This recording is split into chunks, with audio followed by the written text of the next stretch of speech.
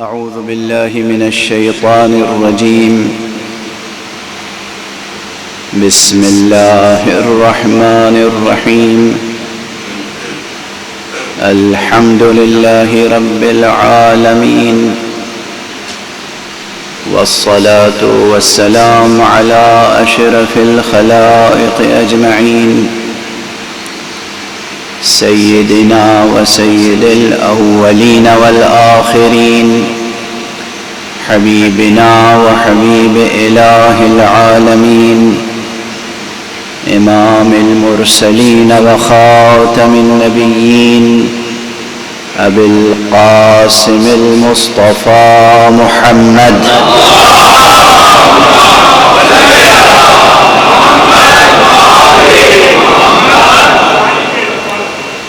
وعلى أهل بيته الطيبين الطاهرين الهداة المهديين المعصومين المظلومين، واللعنة الدائمة على أعداء الحق والدين.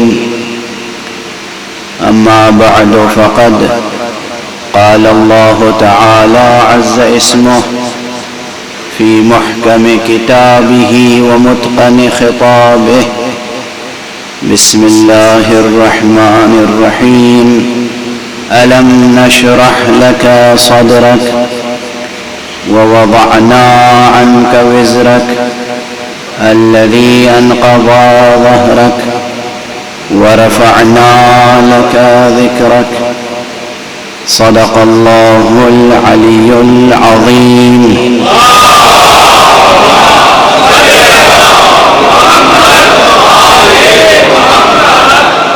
ایک اور بلندر صلوات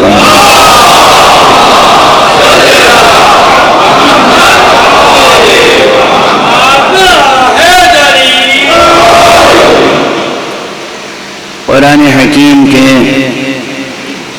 سورہ مبارکہ انشراح، سورہ مبارکہ الشرح،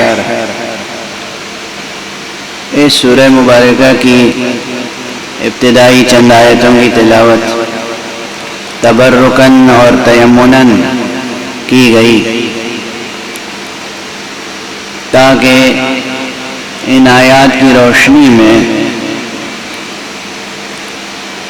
اور فی الجملہ قرآن مجید کی روشنی میں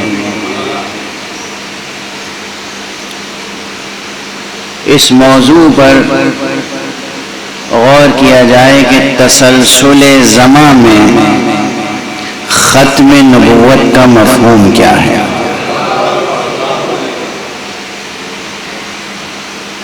موضوع اہم ہے، دقیق ہے، فکری ہے، ایک لحاظ سے سائنٹیفک اپروچ کی بھی ضرورت ہے اور ایک لحاظ سے پیور فلسفیکل اپروچ کی ضرورت ہے۔ موضوع فلسفیانہ ہے اور ساتھ میں دینی موضوع تو ہے ہی، کیونکہ جہاں نبوت کا قدم درمیان میں آ جائے وہاں دین ہے،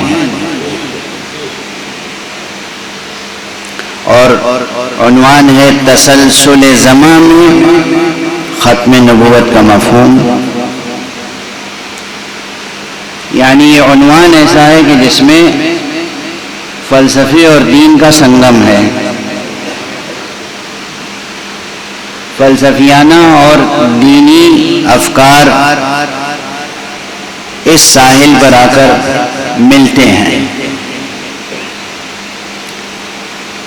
مجھے مجالس، وہ بھی مجالس محرم کے حدود و قیود و آداب و شرائط کا اندازہ ہے، آپ کو بھی ہے، اس لیے ان تمام شرائط کو پورا کرتے ہوئے اس موضوع کا حق بھی ادا کرنا ہے۔ یہ بات عقیدے کی حد تک میں تسلیم کرتا ہوں کہ مجالس عزائے سید الشہداء علیہ الصلاۃ والسلام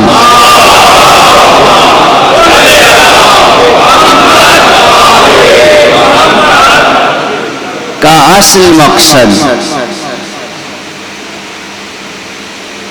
اصل موضوع مسائل ولایت و شہادت ہیں، فضائل محمد و آل محمد علیہ الصلاۃ والسلام اور مصائب محمد و آل محمد علیہ الصلاۃ والسلام. ایک بلندر صلوات پڑھیں.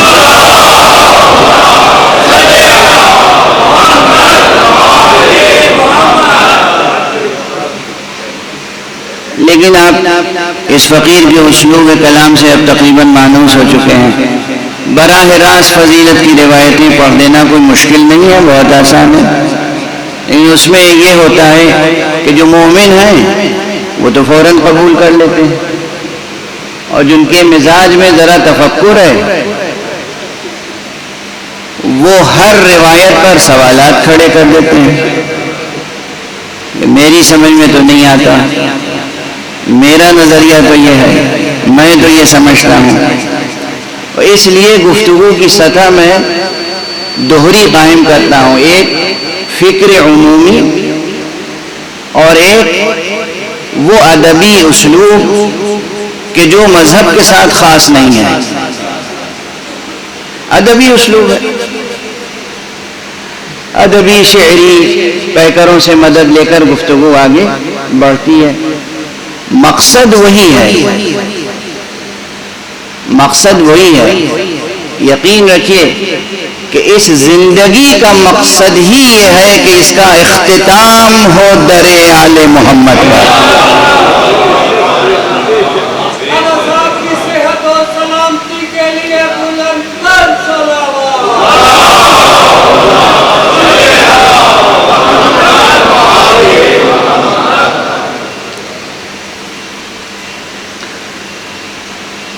اب اتنی تمہید کافی ہے، چونکہ وقت کم ہے، ایام معدود و محدود ہیں. تو پہلے میں اس موضوع کی تھوڑی سی تشریح بھی کر لوں. تسلسل زمان جب عنوان قائم کیا میں نے تو اس سے مراد کیا ہے؟ اصل زمان سے مراد کیا ہے؟ نیچر آف ٹائم کیا ہے؟ زمانہ کسے کہتے ہیں؟ زمانہ تو میرا خیال ہے یہ تعریف بہت دقیق ہونے کے باوجود بہت مشکل نہیں ہوگی. حوادث کے تسلسل اور حوادث کی ترتیب کو قائم کرنے کے لیے جو پیمانہ استعمال ہوتا ہے وہ ہے وقت. حوادث واقعات، سوانح یا افعال، ہم جو کچھ کرتے ہیں تو کچھ کر چکے ہیں، کچھ کر رہے ہیں، کچھ آئندہ کریں گے، کچھ جو ہم نے کیا تھا اس کے نتائج سامنے آ رہے ہیں، کچھ جو کر رہے ہیں اس کے نتائج سامنے آئیں گے. یہ جو حوادث کا سلسلہ ہے، یہ جو واقعات کا سلسلہ ہے، یہ تسلسل اور اس کی ترتیب، یہ اس کا پیمانہ ہے وقت. یہ وہ ہے جو تھوڑی دیر کے لیے یہ تعریف مورخ بھی تسلیم کر لیتا ہے، فلسفی بھی تسلیم کر لیتا ہے، صحافی بھی تسلیم کر لیتا ہے، سائنسداں بھی تسلیم کر لیتا ہے. پھر اس کے بعد اس میں اختلافات ہوتے ہیں. ہر اہل فن اپنے فن کے نقطہ نظر سے وقت کی تعریف کرتا ہے. کوئی مطلق زمان کا قائل ہے، زمان مطلق کا قائل ہے. کوئی زمان کو ایک نسبی حقیقت سمجھتا ہے، ایک ریلیٹیو ریئلٹی سمجھتا ہے. کوئی زمان کو ریلیٹیو سمجھتا ہے، کوئی ایبسولوٹ سمجھتا ہے. نیوٹن کا نظریہ وقت الگ ہے، آئنسٹائن کا نظریہ وقت الگ ہے. اب جدید حضرات قدیم تمام نظریوں کو الٹ پلٹ کے کسی وقت کوئی نظریہ پیش کر دیتے ہیں، کسی وقت کوئی نظریہ پیش کر دیتے ہیں. چل رہا ہے سلسلہ. اس وقت کے تسلسل میں ایک چیز بہت قابل غور ہے کہ یہ پورا کا پورا سلسلہ جسے زمان کہتے ہیں یا ٹائم حقیقتاً ہے متناہی، یہ نامتناہی نہیں ہے، یہ بے قرار نہیں ہے۔ اگرچہ ہم لوگ اٹھتے بیٹھتے روزانہ وقت کو بے قرار کہہ دیتے ہیں، لیکن بے قرار نہیں ہے، ایک نقطہ آغاز ہے اور ایک نقطہ انجام بھی ہے۔ یہ ہماری فطرت میں مرتکز ہے بات، یہ ہماری عقل فطری میں مرتکز ہے بات، اور اسی لیے آج کے سائنسداں جو خدا کے قائل نہیں ہیں اور کریشنسٹ نہیں ہیں، وہ بھی آخر یہ جتنے ایسٹرونامرز ہیں، یہ جتنے کاسمولوجی پہ کام کرنے والے ہیں، یہ کیوں بتاتے ہیں کہ اس کائنات کی عمر اب تک جو ہے وہ مثلاً 13.8 بلین ایئرز کی ہو گئی ہے۔ وہ 13.8 ہو، 13.79 ہو، 26 بلین ایئرز ہو، اس سے زیادہ، مگر ہے محدود، جتنا بھی طویل وقت ہو مگر ہے محدود، اور جس طرح آغاز کے لیے محدود ہے اسی طرح انجام کے لیے بھی محدود ہے۔ یعنی بحیثیت کلی ظرف زمان ظرف متناہی ہے، ظرف زمان ظرف محدود ہے، اس میں کسی شک کی گنجائش نہیں ہے۔ اچھا، یہ کئی جگہوں پر یہ بحث آئے گی، وقت کی بحث تو دیکھیے میں اس لیے یہ سب بحثیں ذکر کر دیتا ہوں۔ فقہ، شریعت یا قانون، اس کے اندر ایک خاص وقت کا تصور ہے، اس کا اپنا ایک تصور زمان ہے، تصور وقت ہے۔ شریعت اور قانون اور فقہ سے باہر نکلیے، فزکس میں آئیے، اس میں اس سے مختلف ہے مگر ہے، اس کا اپنا ایک تصور ہے۔ اب یہ زمان کا تصور پہلے قائم کریں اور زمان کے تسلسل کا تصور قائم کریں۔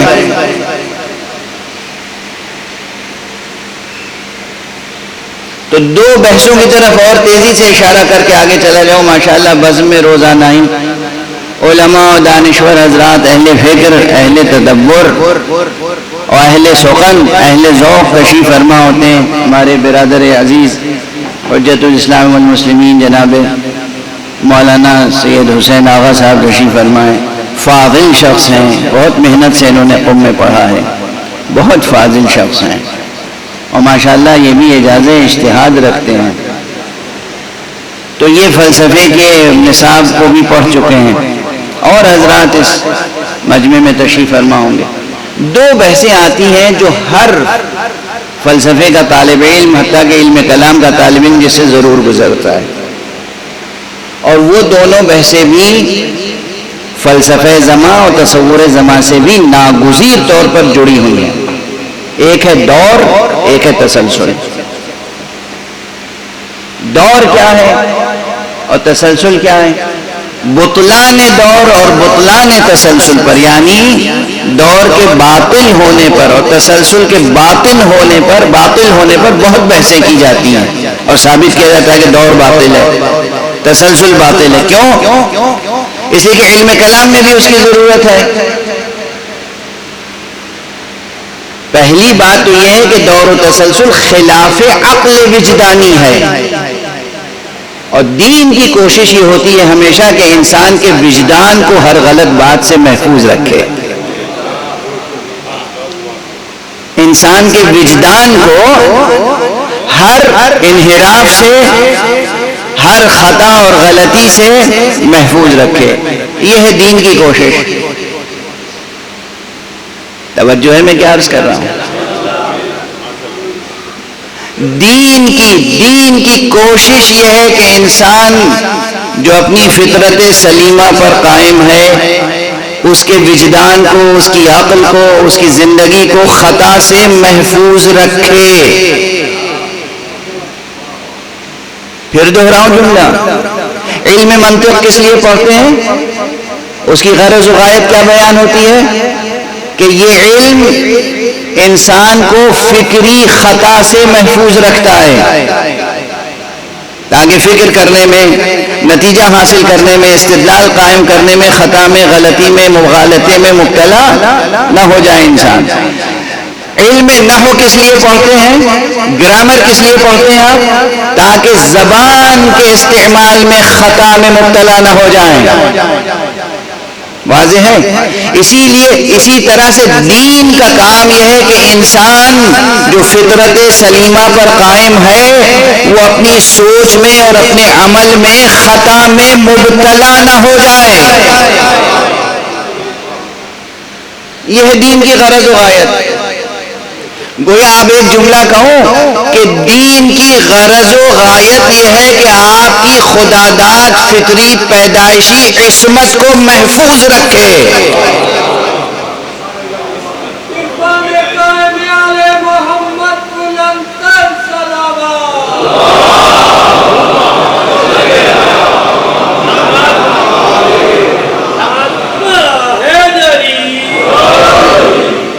انسان پیدائشی طور پر خطا کار ہے کیا؟ یہ ہمارا نظریہ نہیں ہے، یہ ہمارا نظریہ نہیں ہے۔ اس پر پہلے بھی بحث کر چکا ہوں، آئندہ بھی کروں گا، بہرحال جب مناسبت ہوتی ہے تو بات نکلتی ہے۔ انسان پیدائشی طور پر خطا کار نہیں ہے، انسان کو وراثت میں گناہ نہیں ملا، انسان کو وراثت میں کسی ایک کے گناہ کی پاداش نہیں ملی۔ یہ سب نظریے ہمارے نہیں ہیں، نہ ہو سکتے ہیں۔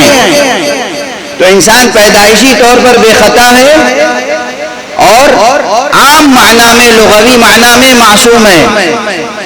دین اس لیے آتا ہے تاکہ اس معصوم کی عصمت کو محفوظ رکھے، اور جو معصوم کی عصمت کو محفوظ رکھنے کے لیے آئے گا وہ خود غیر معصوم کیسے ہو سکتا؟ صلوات پڑھ دیں محمد وآلہ۔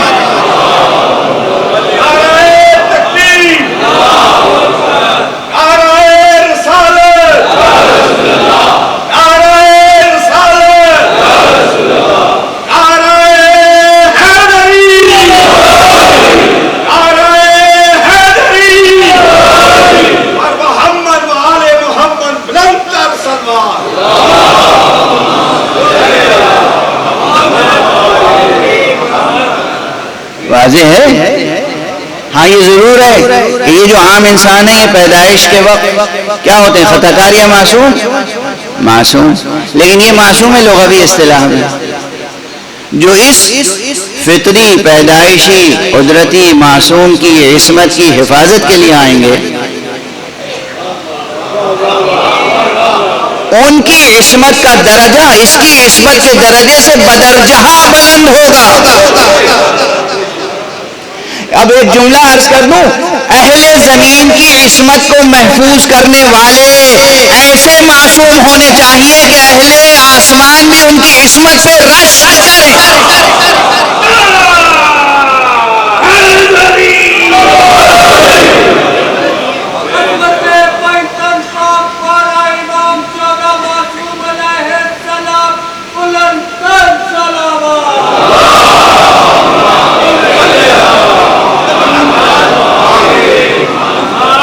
رشک کریں، رشک ہیں۔ ایسے بھی انسان ہوتے، ایسے بھی بشر ہوتے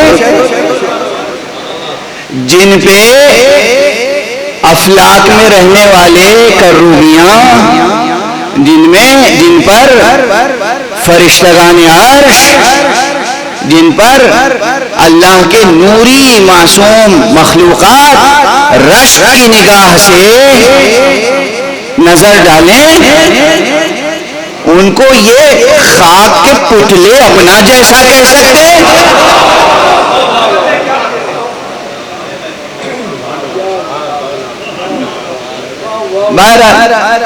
ایک فصل گزر گئی، ایک باب ہو گیا آدھا۔ اب میں اپنے موضوع پر آ جاؤں کہ یہ جو بحثیں ہوتی ہیں کہ دور باطل ہے، تسلسل باطل ہے، دور کیا ہے؟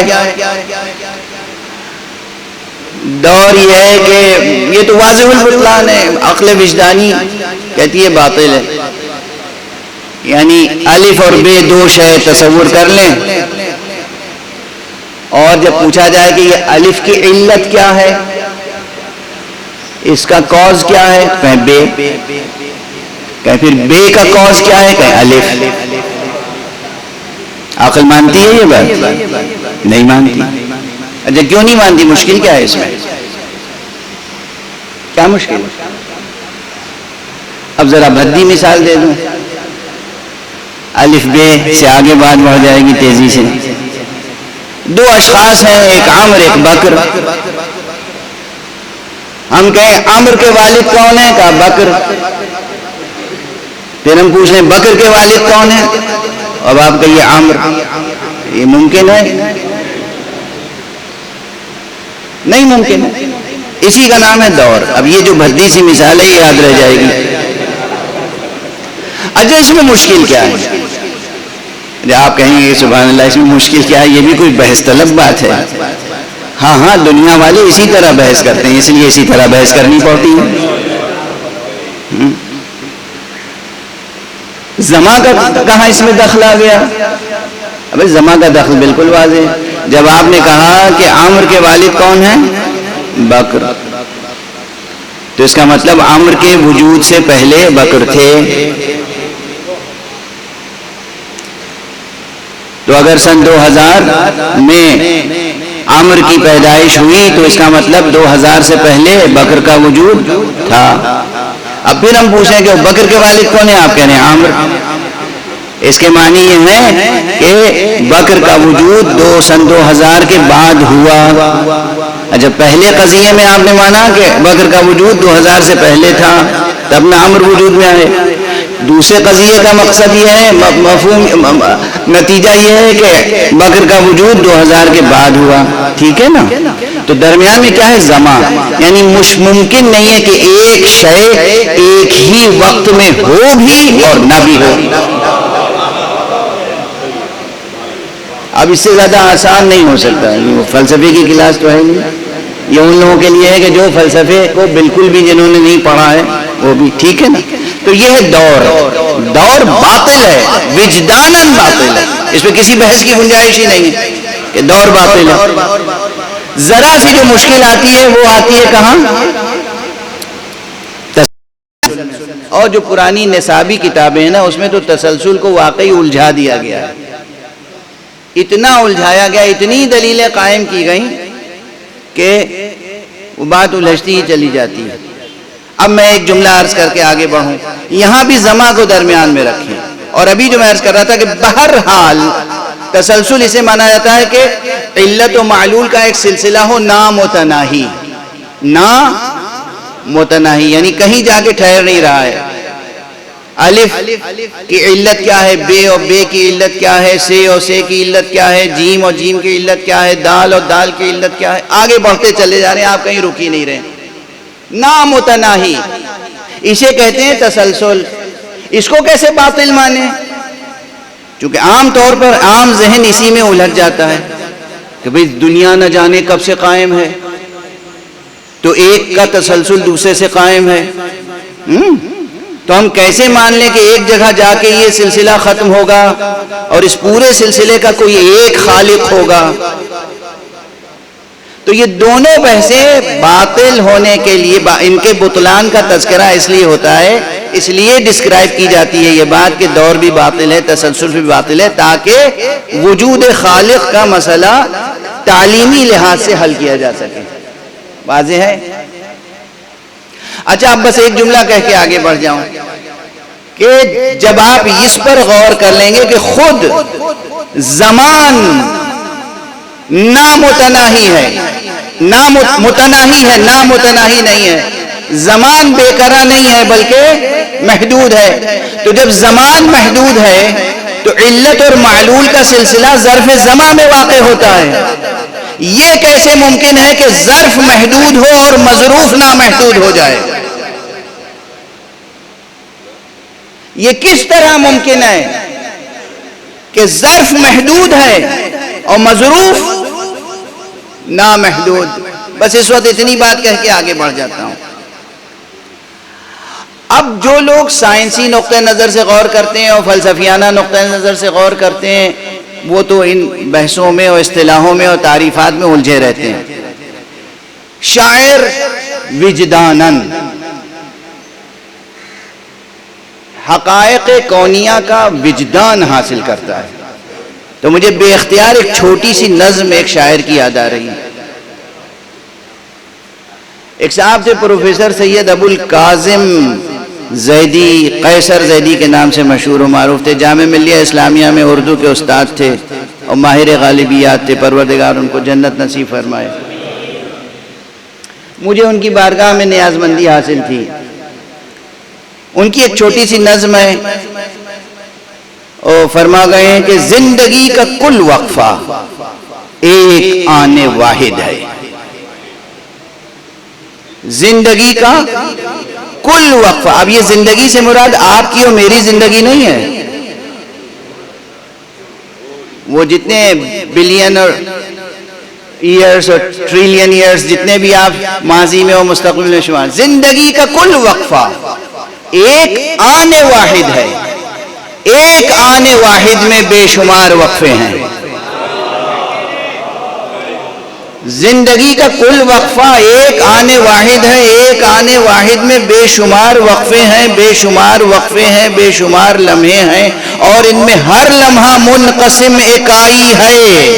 غیر منقسم کیا ہے؟ غیر منقسم کیوں ہے؟ وہ بھی راز ہے اب تک، یہ بھی راز ہے اب تک. راز ہے قیامت کا، راز ہی قیامت ہے.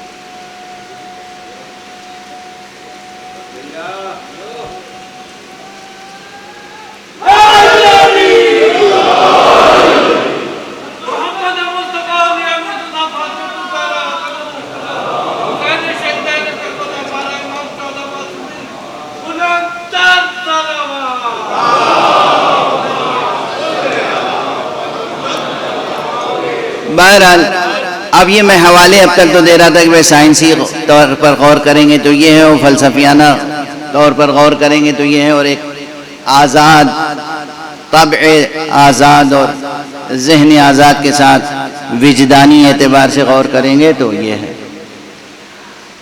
یہ جو بات کہی گئی کہ زندگی کا کل وقفہ ایک آن واحد ہے، یہ اصل میں یہی نظریہ ہے کہ جو کچھ بھی ہو، جتنا بھی طویل و عریض ہو، ہے وہ بے قرار نہیں ہے بلکہ محدود ہے.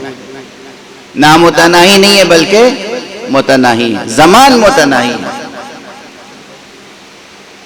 زمان متناہی. متناہی ہونے کے باوجود ماشاءاللہ اس کی وسعت بہت ہے. چونکہ وسعت بہت ہے اس لیے اس میں ایک تسلسل ہے، اور وہ تسلسل ہمیں نظر آ رہا ہے. آسانی کے ساتھ اسے 3 حصوں میں بانٹ دیتے ہیں: ماضی، حال، مستقبل. مجلس کا وقت محدود ہوتا ہے، ورنہ آپ حضرات جس شوق و دلچسپی سے سماعت فرما رہے ہیں غور سے، تو یہ مطالب کو اور گہرائی سے پیش کرنے کا دل چاہتا ہے. اب ایک بات بالکل ذرا سا ہٹ کے معلوم ہوگی، مگر عرض کروں کہ خدا کی قسم اللہ سبحانہ و تعالی نے اپنے آخری پیغام کے لیے جو عربی زبان کا انتخاب کیا، یہ بھی کس کا انتخاب ہے؟ خالق کا انتخاب ہے. میں آپ کے سامنے اپنے طالب علمانہ تجربات عرض کر رہا ہوں. ماشاءاللہ سائنس اور فلسفے میں بہت کچھ دنیا کی بڑی بڑی زبانوں میں لکھا جا رہا ہے، لیکن بعض حقائق ایسے ہیں جن کا اظہار جس طرح عربی میں ہو سکتا ہے دوسری زبانوں میں ہو ہی نہیں سکتا. اور اسی لیے اکثر میں درخواست کرتا ہوں مسلم امہ سے بطور خاص، اپنے جوانوں سے، بچوں سے، کچھ آپ سیکھیں یا نہ سیکھیں، عربی زبان ضرور سیکھیں۔ عربی زبان یعنی قرآن کی زبان، یعنی فطرت کی زبان۔ اب یہ اس اعتبار سے بھی ایک بلندر صلوات پڑھ دیجئے محمد۔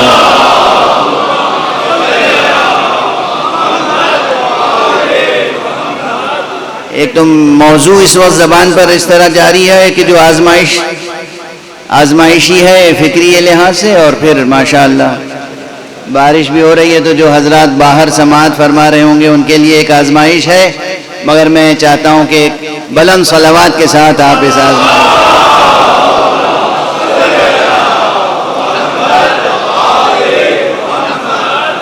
بس اب مختصر کر دوں گا انشاءاللہ۔ زمان بہرحال ایک محدود و متناہی ہے، لیکن اس میں تسلسل ہے، اس میں بھی محدودیت کے باوجود ایک تسلسل ہے، اور تسلسل کا کتنا ہے، یعنی کم سے کم بلینز آف ایئرز کا تو ہے۔ اس تسلسل زمان میں ختم نبوت کا مفہوم کیا ہے؟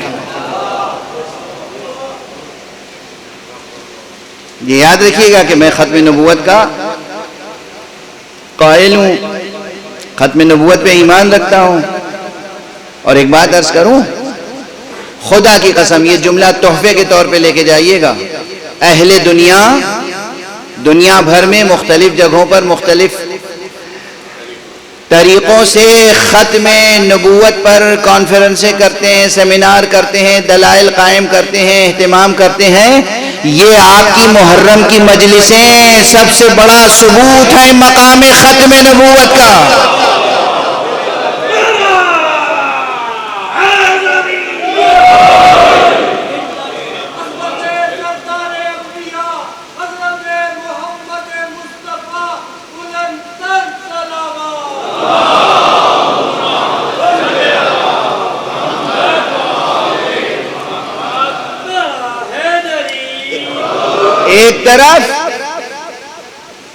ایک طرف یہ آواز اٹھ رہی تھی کہ آسمان سے نہ کوئی فرشتہ نازل ہوا، نہ کوئی خبر آئی۔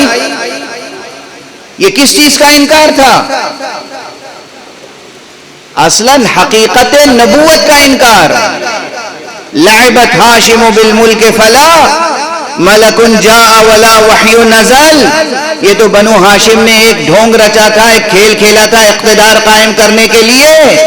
نہ آسمان سے کوئی جبرائیل نازل ہوئے، نہ کسی قرآن کو لے کر آئے۔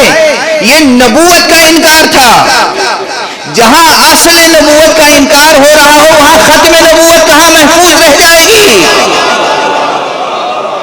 اور اس نبوت کے انکار کے مقابلے میں جو انقلاب برپا کرنے کے لیے اٹھے وہ تھے حسین ابن علی۔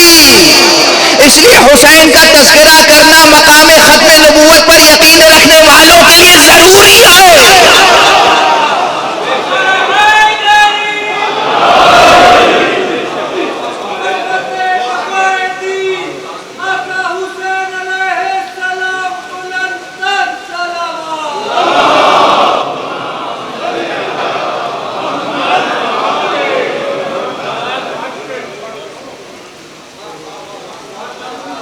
مگر کیا کیجئے گا آپ، دنیا کی روش تو آپ دیکھ ہی رہے ہیں، جو آج ہو رہا ہے یہی ماضی میں بھی ہوتا تھا۔ ایک ظالم ظلم کرتا ہے، جب مظلوم جواب دیتا ہے تو کہتا ہے میں مظلوم ہوں، یہ ظالم ہے، میں مظلوم ہوں، یہ ظالم ہے۔ ظالم نے آغاز کیا ظلم کا، جب مظلوم نے جواب دیا تو کہہ رہے ہیں کہ ہم مظلوم ہیں۔ اور پھر اس قسم کے کتنے نمونے ہیں آج کی سیاست میں، خدا کی قسم یہ سب نمونے آپ کی تاریخ اسلام میں بھی پائے جاتے ہیں۔ ایک طرف ایک پوری تحریک ہے جو حقیقت نبوت اور ناموس نبوت اور مقام ختم نبوت کے خلاف کام کرتی رہی، اور ساتھ میں دعویٰ یہ کہ ہم ہی تو نبوت کے پاسدار ہیں۔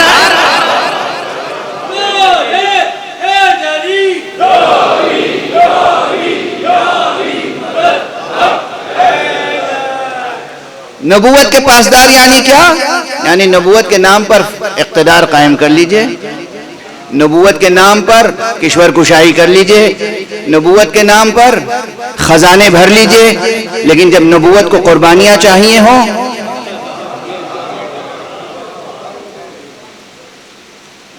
تو پھر وفاداری نظر نہیں آئے گی۔ تاریخ پڑھیں نا، انصاف سے پڑھیں، انصاف سے پڑھیں۔ بات ذو شجون ہے، شاخ در شاخ بات آگے بڑھتی چلی جاتی ہے۔ مقام ختم نبوت، حقیقت نبوت اور حقیقت ختم نبوت، اس پر جو مسلسل تحریک کام کر رہی ہے وہ تحریک عزائے حسین ہے۔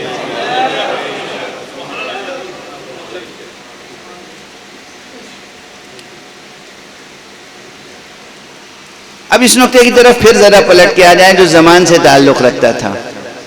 تسلسل زمانہ آگے بڑھ رہا ہے، زمانہ تو آگے بڑھ رہا ہے، اور زمانے کے بہرحال تین حصے ویسے ہی ہیں، ظاہری طور پہ ماضی، مستقبل، حال۔ مستقبل معروف ہے، ویسے مستقبل کہنا زیادہ بہتر ہے۔ تو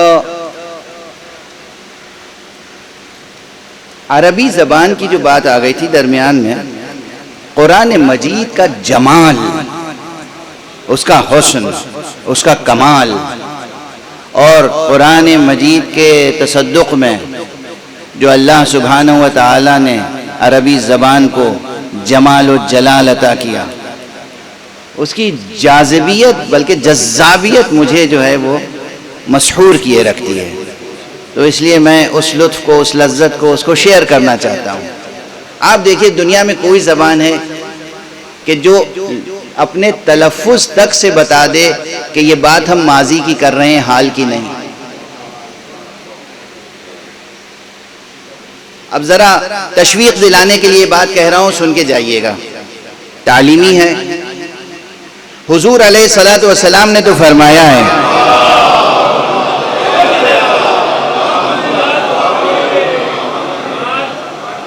کہ تم عربی زبان سیکھو، اس لیے کہ دیکھو اہل جنت کی زبان عربی ہے، قرآن کی زبان عربی ہے، میں عرب ہوں، میری زبان عربی ہے۔ یہ سب تو حضور نے فرمایا ہے، اور ایک مومن کے لیے حضور کا فرمانا کافی ہے۔ ایک مومن کی شان یہ ہوتی ہے کہ اسے بس یہ اندازہ ہو جائے کہ حضور کو کیا پسند ہے، بات وہیں ختم۔ یہ نہیں کہتا کہ آپ لوگ انگریزی نہ سیکھیں، فرانسیسی نہ سیکھیں، جرمن زبان نہ سیکھیں، دنیا کی ساری زبانیں سیکھیں، ترقی کریں، لیکن جتنی محنت آپ انگریزی سیکھنے پہ کرتے ہیں اتنی ہی محنت یا اس سے کچھ کم بھی عربی پہ بھی کر لیں۔ دنیا کے لیے بھی فائدہ مند ہے، آخرت کے لیے بھی۔ اب پتہ نہیں یہ موضوع اس وقت چند جملے اس پر کہوں یا نہ کہوں، لیکن کہہ دوں۔ دیکھیے کچھ بھی ہو، دنیاوی اعتبار سے پہلے غور کر لیجئے کہ عربی زبان سیکھنے کے کتنے فائدے ہیں دنیاوی لحاظ سے۔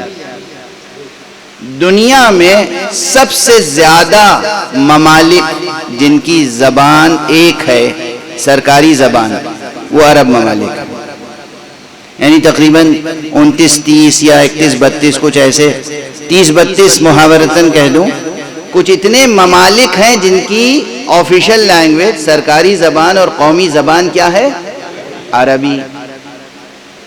دنیا میں کوئی دوسری زبان ہے جس کا اتنا دائرہ ہو؟ تو اگر آپ حضرات اپنے بچوں کو عربی زبان پڑھائیں، زبان لکھنا پڑھنا بولنا سمجھنا جیسے آپ انگریزی بولتے ہیں، تو کم سے کم 30 32 ملکوں کے دروازے آپ کے لیے کھل جائیں گے، اقتصادی اعتبار سے، پرائیویٹ سیکٹر میں جائیں اور چاہے گورنمنٹ سیکٹر میں۔ یہ تو دنیاوی فائدہ ہے، کیونکہ ہر ملک کو، آپ کے ملک میں ماشاءاللہ آپ کی فارن سروس میں ایسے لوگوں کی ضرورت کتنی ہوگی جب یہ بھیجتے ہوں گے اپنا مشن عرب ممالک میں، عربی جاننے والوں کی ضرورت ہوگی یا نہیں ہوگی؟ بہرحال دنیاوی اعتبار سے بھی عربی زبان سیکھنے کے فوائد ہیں اور اخروی اعتبار سے تو ہی ہیں.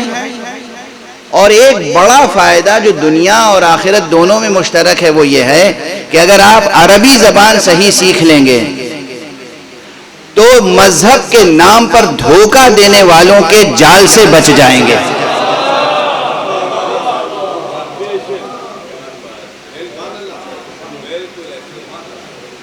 اگر آپ کو عربی زبان آتی ہوگی تو آپ کو معلوم ہوگا کہ یہ شخص جو ممبر پہ بیٹھ رہا ہے اور بیچ بیچ میں اردو کے درمیان میں ایک دو فقرے عربی کے کہتا ہے، یہ صحیح بھی کہہ رہا ہے یا غلط؟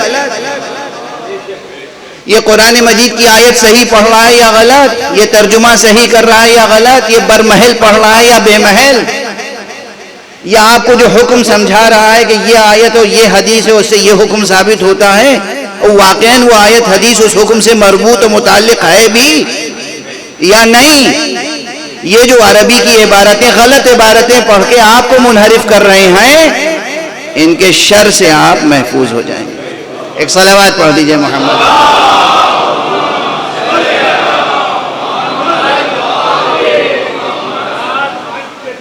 ایک اور صلوات پڑھ دیجئے.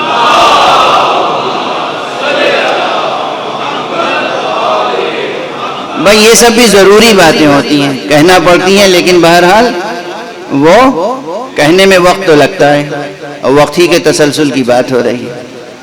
تو تسلسل زماں میں ختم نبوت کی بحث بہت اہم ہے. زماں بڑھ رہا ہے آگے. اب جو میں کہہ رہا تھا عربی زبان کی خصوصیت، ایک لطیف سی خصوصیت کی طرف توجہ دلا کے آگے بڑھوں. اگر کوئی شخص واقعاً عربی زبان اس کی گرامر کے ساتھ سیکھے اور کچھ نہ سیکھے، عربی گرامر میں ڈوب جائے، تو وہ خود اپنے وقت کا بہت بڑا فلسفی ہو جاتا ہے. یعنی پڑھتا ہے زبان، بنتا ہے فلسفی. وہ کیسے؟ بلکہ سائنٹسٹ، ایک طرح سے سائنٹسٹ. کیسے؟ عربی زبان کی ایک خصوصیت ہے، اس میں ہر حرف پر جو حرکت ہوتی ہے، آپ سوال کر سکتے ہیں یہ کیوں ہے، اور عربی زبان آپ کو جواب دیتی ہے کہ کیوں ہے. اور ہمارے یہاں بیٹھے ہوئے ہیں جنہوں نے عربی زبان اور گرامر خوب محنت سے پڑھی ہے اور پڑھائی ہے. مثلا اردو کا کوئی کلمہ لے لیں آپ. جب اردو میں آپ کہتے ہیں منطق، ہم پوچھیں بھائی منطق کیوں کہہ رہے ہیں آپ؟ یہ میم پہ زبر اور اس کے بعد نون پہ سکون اور اس کے بعد تو کے اوپر زبر، یہ کیوں ہے؟ تو آپ کہیں گے ہم سنتے آئے ہیں، بس ایسے ہی ختم ہو گیا. ہمارے علاقے میں لوگ منطق بولتے ہیں، ہم بھی منطق بولتے ہیں. اب ہم کیسے سمجھائیں آپ کو کہ منطق غلط لفظ ہے؟ اصل لفظ ہے منطق. اب کسی عرب سے پوچھئے کہ منطق کیوں ہے، میم پہ زبر کیوں ہے اور تو کے نیچے زیر کیوں ہے، وہ ایک ایک سوال کا جواب دے گا. ایک ایک حرف اور اس کی ساتھ جو حرکت وابستہ ہے اس کا جواب آپ ہر ایک کے سامنے کہیں کیوں ہے یہاں، یہ جواب ملے گا. جہاں ہر حرف کے بارے میں سوال کا جواب موجود ہو، سوال کرنے کا حق محفوظ ہو آپ کا. جب اس طرح آپ آگے بڑھیں گے، مثلا اب ایک مثال دے دوں، آپ اذان دیتے ہیں، یوں ہم کہہ رہے ہیں محمدن رسول اللہ. محمدن، ہم نے محمد پہ کیا کہا؟ دو پیش ہے نا، دو پیش کہتے ہیں تنوین کے ساتھ، ضمہ ہے. محمدن رسول اللہ. جب اذان دیتے ہیں تو کہتے ہیں اشہد ان محمدن رسول اللہ. یہ محمدن سے محمدن کیوں ہو گیا؟ یہ نہیں کہ ہمارے علاقے کی زبان ایسی ہے، وہ پورا فلسفہ بتائے گا آپ کو. عربی نحو کا عالم بتائے گا کہ یہاں محمدن کیوں ہے اور یہاں محمدن کیوں ہے اور یہاں محمدن کیوں ہے. اگر آپ دعا کریں اور کہیں اللہم انی اسألک بحق محمد و آل محمد، تو یہ محمدن ہو گیا. یہاں محمدن کیوں ہوا، وہاں محمدن کیوں تھا، وہاں محمدن کیوں ہوا؟ واضح ہے؟ بس اس سے زیادہ مثال نہیں دوں گا۔ ہر حرف اور ہر کلمے کی حرکت اور ساخت کے بارے میں ایسا کیوں ہے، اس کا جواب نحو فراہم کرتی ہے۔ اگر اس طرح ذہن کی تربیت ہو تو وہ سائنٹسٹ نہ ہوگا تو کون ہوگا؟ یہ ایک ذہنی تربیت ہے نا، یہ کیا ہے؟ یہ ایک ذہنی تربیت ہے۔ ماضی کسے کہتے ہیں؟ ماضی جو گزر چکا ہے، یعنی ختم ہو گیا، فل سٹاپ لگ گیا، ٹھیک ہے نا۔ حال یا مستقبل کیا ہے؟ جو ہے، جاری ہے، ہو رہا ہے، ٹھیک ہے نا۔ یہ فرق آپ دیکھیں گے، یہ جو آیت میں پڑھ رہا ہوں، کل بھی پڑھی اور آج بھی پڑھی، میں نے کیا، بسم اللہ الرحمن الرحیم، الم نشرح لک صدرک۔ یہ نشرح جو ہے، یہ اصل میں کیا تھا؟ شرح ماضی ہے، اور یشرحو مضارع ہے، یشرحو نشرحو تشرحو اشرحو نشرحو، ٹھیک ہے نا۔ نشرحو یہ مضارع ہے، مضارع یعنی حال یا استقبال، یا حال و استقبال دونوں۔ حال کے معنی ہوتے ہیں کام ہو رہا ہے، اسی حال پر دلالت کرنے والے صیغے کو اس کے آگے لگا دیا لم۔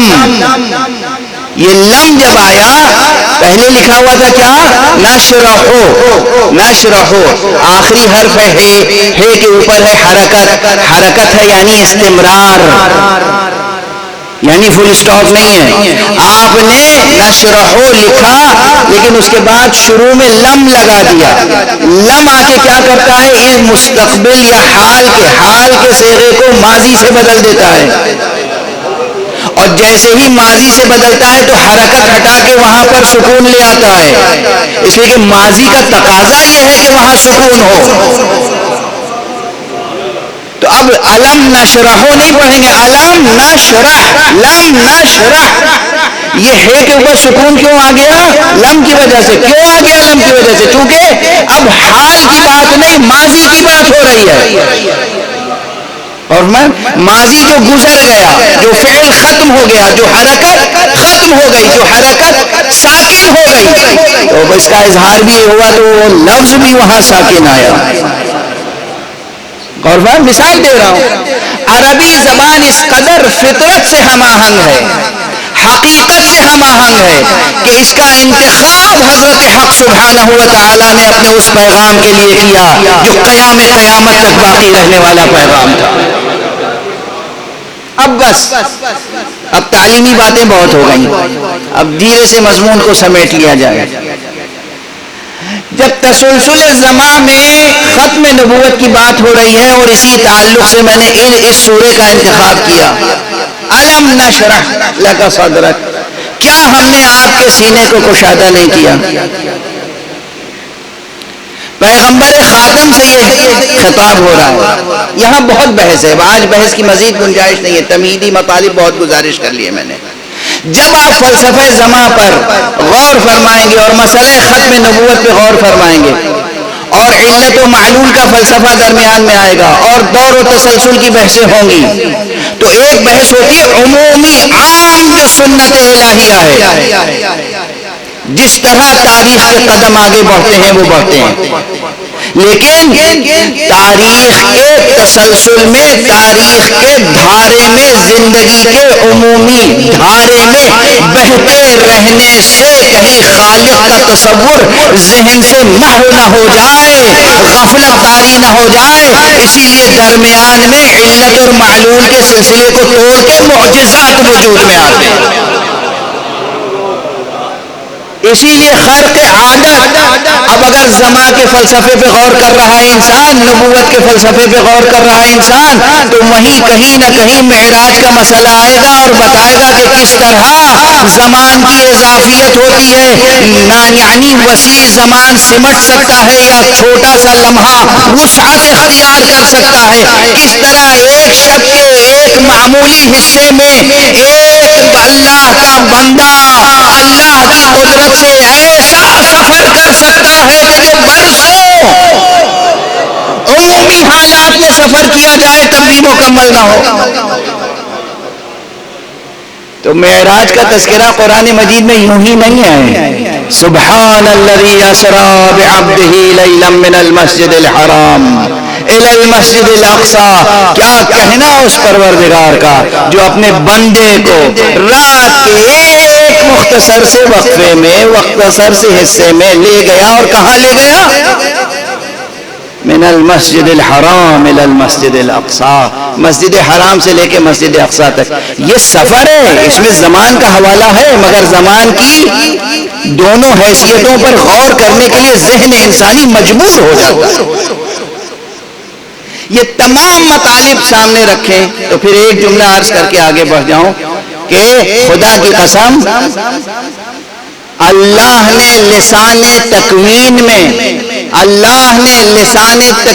میں یعنی اللہ نے اپنی تخلیقی زبان میں معراج پیغمبر کو تسلسل زمان میں مقام ختم نبوت کا استعارہ بنایا. صلوات پڑھ لیں محمد و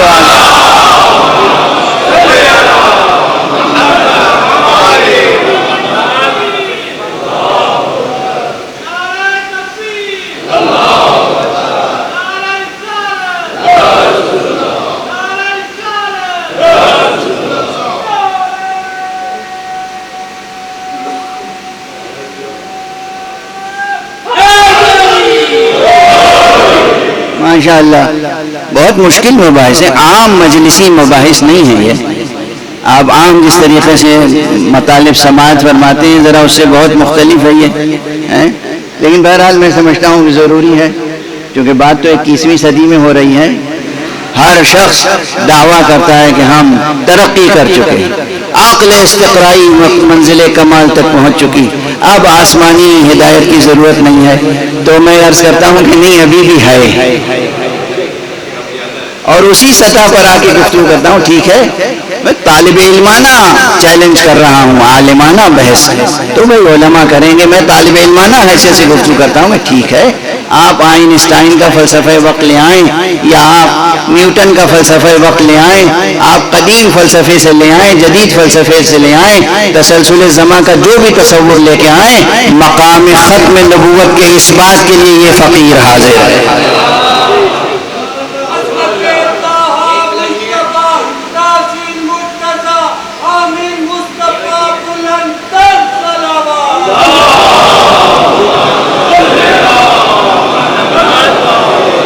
وقت مکمل گزر گیا. یہ سب تمہیدی مطالب ہیں، لیکن آپ کی ذہانتوں اور فراستوں پر مجھے یقین ہے کہ انہی تمہیدی مطالب سے نہ جانے کہاں کہاں آپ کے ذہن فضائل سے اور حقائق سے مربوط ہو گئے ہوں گے. معجزات کیوں ہوتے ہیں؟ معراج کس چیز کا استعارہ ہے؟ بہت سی باتیں معراج سے جڑی ہوئی ہیں، لیکن اس میں ایک یہ بھی ہے کہ تسلسل زمان میں ختم نبوت کا ایک عظیم الشان اشارہ ہے معراج. ختم ہے نبوت مصطفیٰ پر. اور بس آج اب اس پوری تمہید کو سمیٹ لوں، یہ جاری رہے گی کل اور پرسوں انشاءاللہ. کہ البتہ یہ جملہ میں پہلے کہہ چکا ہوں اور مجھے ناز ہے کہ میں نے کہا تھا اور میں ہی دہرا رہا ہوں. جب بھی یہ پوچھا جائے کہ محمد ابن عبداللہ پر نبوت ختم کیوں ہوئی، تو ایک ہی جواب ہے. اب آپ یہ سمجھیے، یہ سوچیے کہ یہ صوفیانہ ذوق کے تحت کہہ رہے ہیں، آپ جو چاہیں سمجھیں. حقیقت یہ ہے کہ کل حقیقت نبوت منحصر ہے ذات مصطفیٰ میں. اسی لیے انہی سے نبوت کا آغاز ہونا تھا، انہی پر نبوت کا اختتام، کیونکہ حقیقت نبوت منحصر ہے ان کی ذات میں. حقیقت نبوت منحصر ہے ذات محمد ابن عبداللہ میں. اس لیے نہ ان سے پہلے کوئی نبی ہو سکتا تھا، نہ ان کے بعد کوئی نبی ہو سکتا ہے. اسی لیے مقام نبوت میں آپ نے فرمایا کنت نبیا وآدم بین الماء والطین، میں اس وقت بھی نبی تھا جب آدم آب و گل کے درمیان تھے. اور بحیثیت خاتم النبیین قرآن مجید نے گواہی دی. کہ مصطفیٰ خاتم النبیین ہے. آپ نے اعلان فرمایا میں خاتم النبیین ہوں. آپ خاتم النبیین بھی ہیں, آپ خاتم النبیین بھی ہیں. مقام نبوت ختم ہے مصطفیٰ پر. اور اس کی سب سے بڑی دلیل کیا ہے؟ بہت سی دلیلیں ہیں, بہت سی دلیلیں ہیں مقام ختم نبوت کی, لیکن ایک بڑی دلیل وہ ہے جو غدیر میں سامنے آئی. اگر بعد مصطفیٰ نبوت کا سلسلہ جاری رہنا ہوتا تو پھر غدیر میں جمع کر کے ولایت کا اعلان نہ کیا جاتا.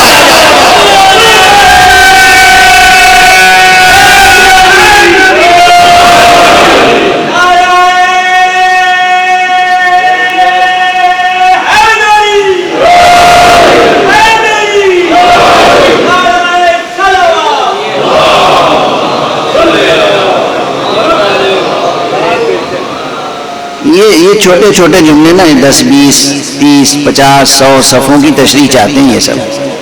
یہ میں توجہ دلاتا رہتا ہوں. ہاں یہ چھوٹے چھوٹے جملے یوں ہی نہیں ہیں, یہ شرح طلب ہے. اگر نبوت کا سلسلہ جاری رکھنا ہوتا حضرت حق سبحانہ و تعالی کو تو پھر یہ نہ کہا جاتا کہ یا ایھا الرسول بلغ ما انزل الیک من ربک, اے رسول اب آپ پہنچا دیجئے وہ جو اللہ کی طرف سے نازل کیا گیا ہے. نہیں بس پہنچا دیجئے, اب پہنچانے کا سلسلہ ختم ہے. جو کچھ ہم بھیجنا چاہتے ہیں آسمان سے بھیج چکے, اب اس کی نشاندہی کر دیجئے کہ جو ہمارے پیغام کی حفاظت کرنے والا ہے. اب آپ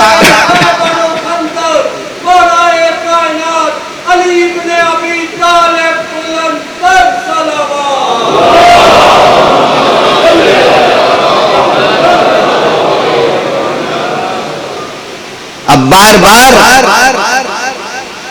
سر اوپر اٹھا کے نہ دیکھا جائے کہ یا اللہ قبلہ کدھر ہوگا. اب بتا دیجئے کہ قبلہ کون ہے.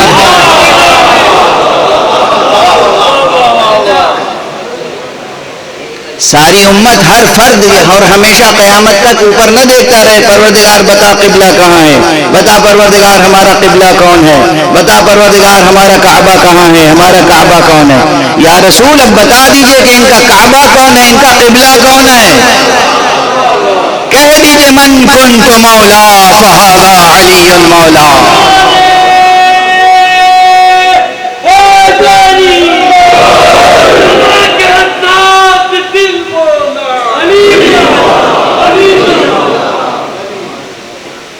بس گفتگو تمام. آج مقام فضائل میں یہی گفتگو روک رہا ہوں. اللہ کی طرف سے نبوت مکمل ہو چکی, مکمل تمام, نعمت تمام ہو گئی, ختم ہو گیا سلسلہ نبوت کا. اب مقام ختم نبوت کی حفاظت کے لیے وہ ہستیاں ہیں کہ جو اپنے پورے وجود کے ساتھ گویا مہر مقام ختم نبوت ہے. انہوں نے ہر طرح کی قربانیاں دے کر, ہر طرح کی قربانیاں دے کر توحید الہی کے پیغام کو محفوظ رکھا اور مقام ختم نبوت کی عظمت و حرمت و حقیقت کو محفوظ رکھا. اسی لیے میں عرض کرتا ہوں کہ دوسرے مذاہب میں جو کچھ ہوا اسلام میں یہ ہونے والا نہیں ہے. اب اسلام میں نہ بت پرستی داخل ہو سکتی ہے اور نہ ہوئی اب تک. یہ قربانیاں تھیں محمد اور آل محمد کی. ان کی تمام شخصیتیں, تمام ائمہ واقعاً وہ شان رکھتے ہیں کہ ان میں کا اول بھی محمد ہے, ان میں کا آخر بھی محمد ہے, ان کا اوسط بھی محمد ہے, لیکن بعض لحاظ سے امتیازات ہیں. ایک بات عرض کروں, ذہنوں کے بت تو سب نے توڑے ہیں.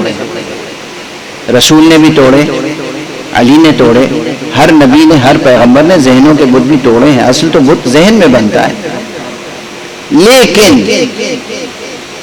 یہاں باپ بیٹے میں یہ نمایاں فرق ضرور ہے. اگر پہچانوانا ہو تاریخی منظر میں تو ہم یہ کہہ سکتے ہیں یا علی آپ نے پتھر کے بت توڑے، آپ کے بیٹے حسین نے ذہنوں کے بت توڑے. حالانکہ ذہنوں کے بت علی نے بھی توڑے، میں پہلے کہہ چکا ہوں، لیکن تاریخی منظر میں خانہ کعبہ میں 360 بت رکھے ہوئے تھے، خانہ کعبہ کے اوپر بت رکھے ہوئے تھے، مکے میں جگہ جگہ بت رکھے ہوئے تھے. یہ بت اکثر ان میں سے حضرت علی نے توڑے پیغمبر کے حکم سے.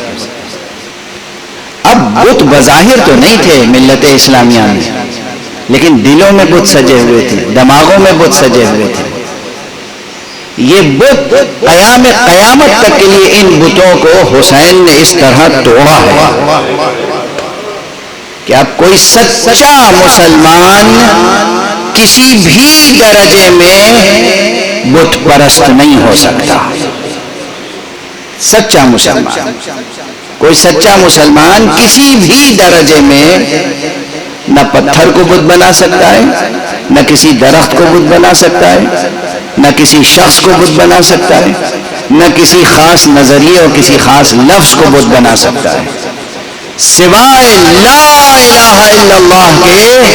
ایک سچا مسلمان کسی کلمے کو قبول نہیں کر سکتا. اور یہ قوت اسے کس نے دی، یہ بصیرت کس نے دی؟ قربانی حسین.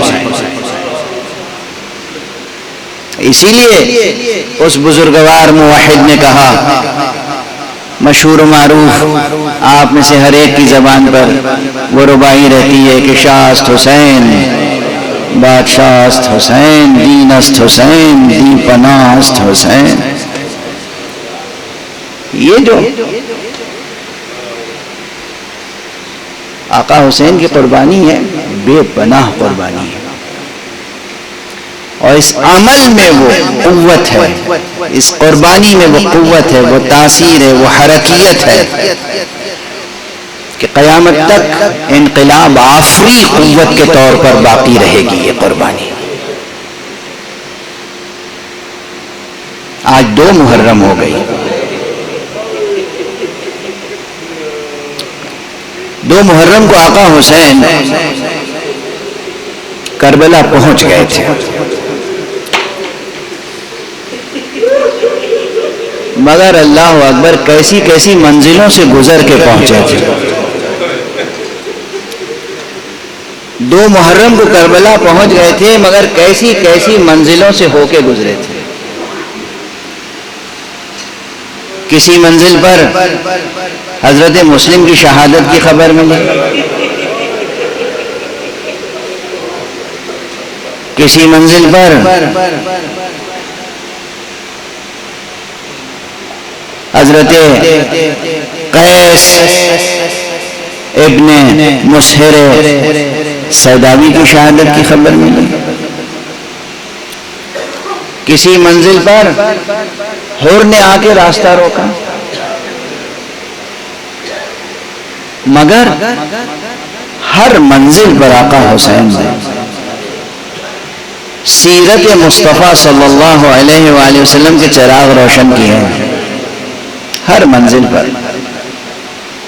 یہ جو ایک مشہور جملہ ہے نا مولا امام حسین کا کہ ہم اپنی طرف سے آغاز جنگ نہیں کرنا چاہتے، یہ جملہ بھی قرآن مجید کی تعلیمات و سیرت پیغمبر کی تعلیمات کا نچوڑ ہے. جنگ کا آغاز آقا حسین کو کرنا ہوتا تو وہیں کر لیتے جہاں حر سے پہلے ملاقات ہوئی تھی. پیاسا لشکر، بے جان لشکر، اس لشکر کو ہرا دینا کوئی بڑا کارنامہ تھا، مگر نہیں، دشمن کا لشکر ہے، بے جان ہے تو اس میں جان ڈال رہے ہیں، پیاسا ہے تو اسے پانی پلا رہے ہیں. تاریخ نے کیا کیا منظر محفوظ رکھے ہیں. ایک شخص تھا حر کے لشکر میں جو پیاس کی شدت سے اس قدر حواس باختہ تھا کہ اس کی آنکھوں میں دھند تھی، دھند۔ آقا حسین کے حکم سے لوگ اس کے پاس لے کے مشق پہنچے، اس کے دہن کے پاس مشق کا دہانہ ہے مگر اس سے پانی پیا نہیں جا رہا ہے، پانی ادھر ادھر بہ رہا ہے۔ یہ حسین اپنے مقام سے اٹھے، قریب آئے، اپنے ہاتھوں سے یہ چلو بنا اور اسے پانی پلایا۔ جب وہ سیراب ہو گیا اور واپس ہوئے تو اس نے پوچھا کسی سے کہ یہ کون ہے؟ کہا یہی تو ہے حسین ابن علی۔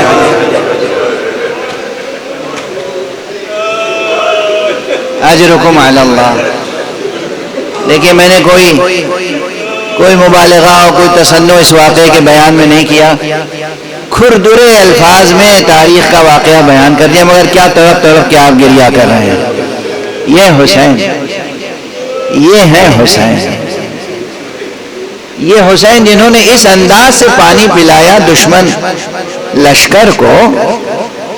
وہ جب کربلا پہنچے ہیں تو چاہتے تھے اصحاب امام کہ خیموں کو دریا کے کنارے نصب کریں، مگر پھر وہ اپنے ظالم و جابر حاکم کے حکم سے مجبور تھے۔ دشمن آئے، مانع ہوئے، حارج ہوئے، سد راہ ہوئے، ہم مجبور ہیں، فرزند رسول آپ کے خیمے ہم یہاں نہیں لگانے دیں گے۔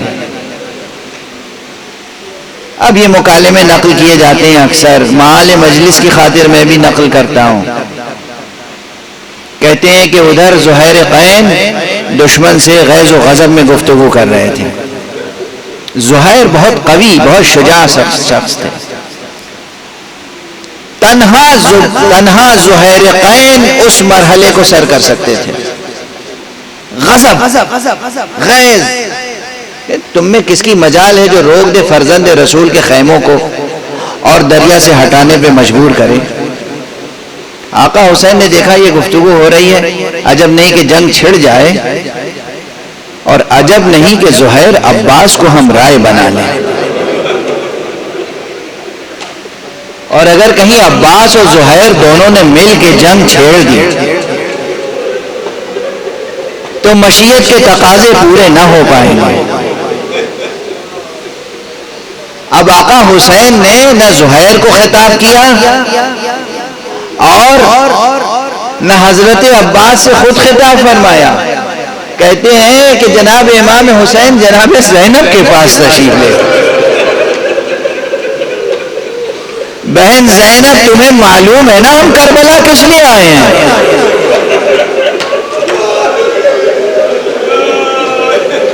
بہن زینب ہم تو قربانیاں پیش کرنے کے لیے آئے ہیں۔ بہن دیکھو عباس کو بلا کے تم سمجھا دو، کہیں عباس زہیر کے ساتھ مل کے جنگ کا آغاز نہ کر۔ ہائے وہ شجاع عباس، وہ بہادر عباس، وہ آقا حسین کی خدمت کے لیے جاں فروشی و جاں نثاری کرنے والا عباس، وہ عباس با وفا جو مچل رہا تھا امام کے دشمنوں کو تحت کرنے کے لیے، اسے کس طرح مجبور ہونا پڑا۔